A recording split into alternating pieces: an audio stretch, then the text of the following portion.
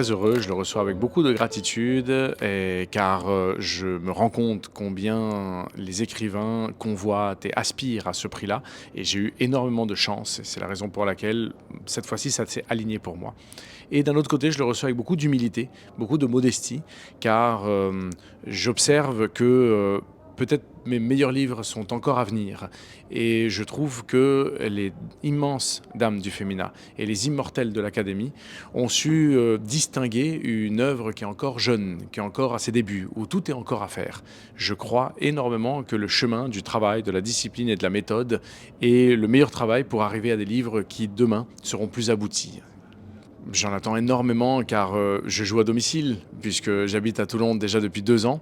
Et j'ai beaucoup d'amis ici, beaucoup de gens que j'admire, que je respecte, et de la famille du côté de ma femme, puisqu'il y a la grand-mère de ma femme qui habite ici au Mont-Faron, et donc qui est ma marraine. J'attends en effet que non seulement ils viennent me voir, mais également cette espèce d'accueil familial que nous ont donné les Varois, que nous ont donné les Toulonnais. Je pense pouvoir en trouver des échantillons ici au Salon du Livre.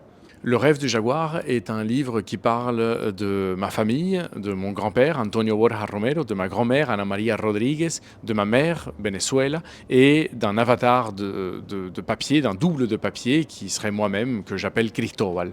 C'est une famille de 3 générations qui traverse le siècle vénézuélien autant que le siècle vénézuélien les traverse. C'est vraiment la petite histoire, d'histoire d'amour, de deuil, de beauté, de violence et d'outrance, en même temps que la grande histoire politique avec tous ces bouleversements, avec les dictatures, avec la découverte du pétrole, avec le boom pétrolier, jusqu'à la situation compliquée qu'il y a aujourd'hui au Venezuela.